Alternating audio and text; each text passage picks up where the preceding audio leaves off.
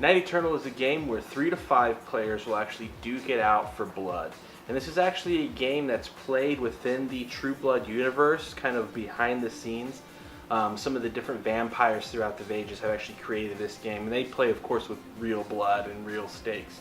But in this game, we'll use counters as blood, and as soon as somebody runs out of blood, we'll essentially score the game, and whoever has the most blood at that time, at the end of that round, wins the game.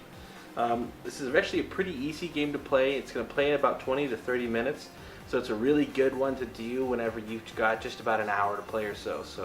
I actually played this on my lunch break the other day with a few guys from work, and it played really well. I actually had a really good time playing it. One of the criticisms that we got from one of the other guys playing it, he didn't get to do much in the game because we had kind of all had abilities that kind of stacked on top of one another that really limited him very quickly, which is something to be, I guess, concerned about. You know, he didn't have too good of a time. I had a blast. I ended up winning. But it was all in all fun. So let's take a look at Night Eternal. I'm going to show you the components, show you how the game is played, and then after that give you our final thoughts. Okay, so here's basically the contents of the box of Night Eternal. And I think the packaging, with Cryptozoic games, you're always going to get really good packaging, really high component quality. And Night Eternal is really no different than the standard that they've set.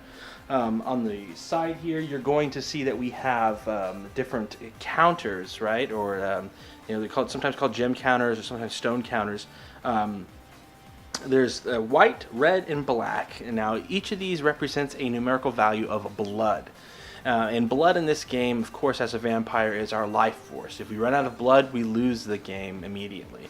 Also, whenever we run out of blood, or a player runs out of blood, the game is over for everybody. And whoever has the highest blood value at that point, at the end of the round, is going to win the game. One thing I'd like to point out is that the Cryptozoic brings us a very nice dice bag with this. The Night Eternal, it's called the Blood Pool or the Blood Token bag. It actually is, a very, very good high quality. It's velvet. It's nice. It feels good. Good sized as well. It fits all of the tokens and all the counters, and there's a lot of them here, so that's also a very good plus. There are 2 square tokens here that are actually going to be double-sided. One's going to say the Authority, and the other is going to say the Monarchy. Now, this is known as the Blood Stakes pile. At the beginning of every turn, you're going to flip over the Immortal deck, and then we're going to have to donate, or basically ante up, whatever the power value of the card is, in this case 10, to whatever the alliance of this card. In this case, it's a Monarchy Immortal. So all players would put 10 blood into the pile, and then they would half that and put the half of that value in the Authority. So essentially everybody in this case is going to ante up 15 blood, 10 to the Monarchy, and 5 to the Authority. Now, when you start the game, you're going to have 15 blood per player. So in a 3-player game, you'll have 45. In a 4-player game, you'll have 60. In a 5-player game, 75, etc. This game is going to be played very easily. On your turn, you're going to have a hand of 5 Immortal cards. Excuse me. Hey, look at that, 5. And you're going to have, 5 Agent cards and 1 Immortal. So you're going to have a hand of 6 cards. On your turn, you're going to play 1 card, and then it's going to proceed clockwise around the table. Everybody's going to play a card, and then we're going to resolve that. As I play cards, my cards are going to have a power value, and they're also, again, going to have an alliance that they're leaning towards, with the exception of the Lilith card, who can be either Authority or Monarchy. You actually get to pick. But here, if I, for instance, were to play the Drainer, he is a Monarchy card with a power value of 7. I'm going to basically, as the round goes around, we're going to have 3 different turns. And as I play, if my power value exceeds into one specific alliance or the other, my token is going to shift here. So every player is going to have a Monarchy or an Authority token. That's basically going to tell you where you are leaning right now. And at the end of the turn, whoever has the highest power value in whatever alliance is going to win.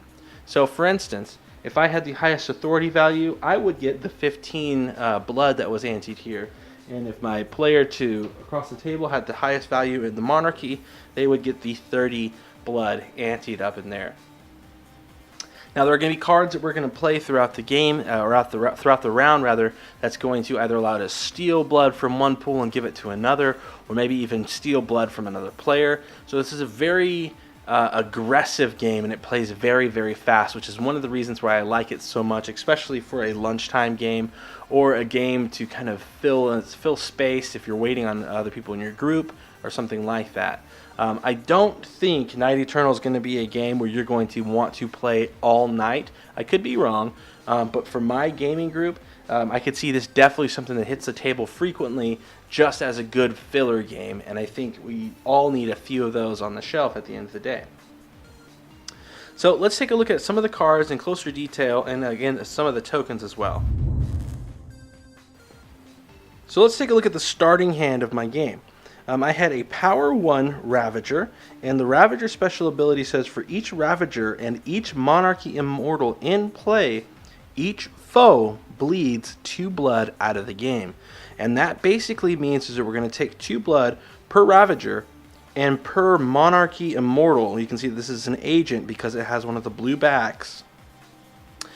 So I could potentially be bleeding all of my opponents when I play a Ravager for 10 blood or 12 blood. This is a very, very powerful card. Now, the 1 power value isn't going to win me very many results, but it's a good way to end the game. If I know a player only has 5 blood available and he's obviously not going to win one of the pots, we can drain him dry and just cause the game to end.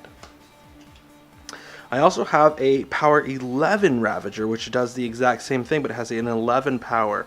So essentially, if I were to play both of these during my turn, the first one would resolve, and that would bleed 2 blood. I would play this on my next turn, and then everyone would bleed 4 blood with this one because I have a Ravager here and a Ravager here, and I'd have a combined total Monarchy strength or Alliance strength of 12 because of the 1 and the 11. Next card I have is a 5 power Werewolf, and it says discard this card and draw 3 agent cards. Choose one of them to play and resolve its ability. Discard the rest. So Werewolf is it's kind of the Werewolf is going to take shape and essentially resolve into something else. Here's an Authority agent, and it's the Maker. And the Maker says you must pay 5 blood to the Authority stakes. If you do, draw an Immortal card. Sorry, may pay, not must pay. Here is a Monarchy Immortal, which are going to be designated by the red back. And it says the King of Tulin. It says when scoring this battle, the weakest Authority and Monarchy alliances earn the blood stakes instead. So this is actually shifting the whole game rule system with this one card. And then finally, again, the Drainer. Which is you steal a random agent card from a foe with the strongest alliance. Then that foe bleeds 2 blood out of the game. So anytime it says bleed blood out of the game, again, we're taking blood from that pool and putting it back into the bag. It's never going to be used again within this game. So you can see that these are just a sample of a few of the cards, and there are going to be occurrences where I have cards of the same name. If I play 3 cards in one round of the same name, I form a trinity.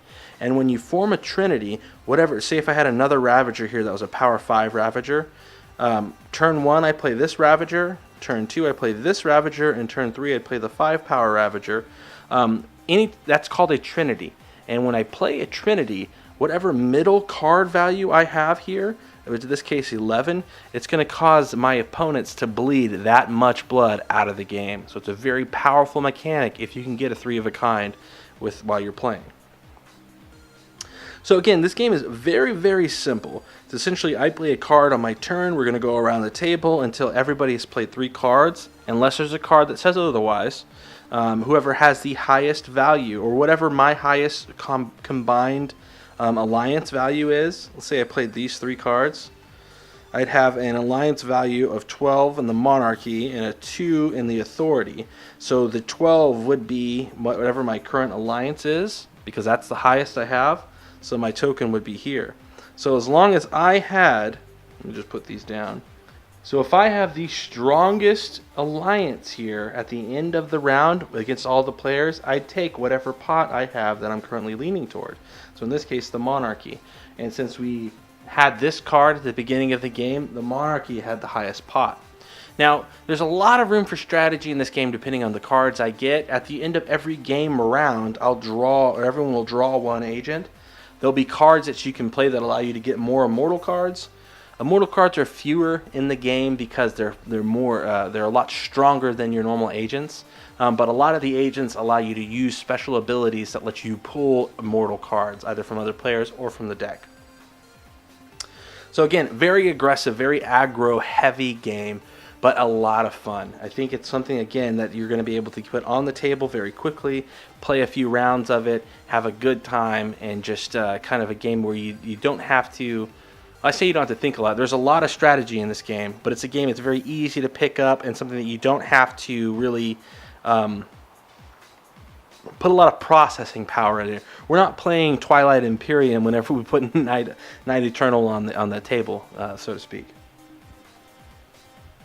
So here's a sample of the very high quality counters here that come with this game. Again, the white marbles here, or the white stones, are going to be 1 blood, and the red stones are going to equal 5 blood each. And then there are also going to be a couple larger black stones which are going to represent 10 blood. But these are very high quality, very nice counters, and you could use these in other games too. A lot of players use these types of stones in Magic for counters, and then other games where you need a life counter or another representation of something. These stones are really good. These are also available at a lot of different hobby stores, like a Hobby Lobby or any crafting stores that you guys may have in your area, if you just wanted to go and pick some of these up. Very nice to have around. Again, so at the end of the day, Cryptozoic has a very nice game here. The manual is very well written. It is very small, as we've come to expect with a lot of the different Cryptozoic games. They do a really good job, generally always, explaining how to play the game in the shortest amount of time, so that way you can really enjoy the game. And it's really this is one of those manuals where you can really just start with setting up the game and then play through your first game as you read a paragraph at a time and go through, and you'll get the hang of it very quickly. Really good job there. And again, it's True Blood based. There's not the Suki is not a character in this game. Bill and Eric aren't characters in this game. They're all kind of different characters that you would see them actually playing within the game or within the actual TV show or the books. So this is something that'd be kind of an accompanying, sort of exactly like Three Dragon Ante is in Dungeons and Dragons. So it's one of those games within the game that people can actually check out and play. And if you're a fan of True Blood, I think this is going to give you another level of immersion into that universe. If you're not a fan of True Blood, I still think that this is going to be able to maybe fill some holes in your gaming areas where you may need a game like this to be able to play very quickly. Again, very, very aggro heavy, a lot of fun. I had a really good time when I played Night Eternal.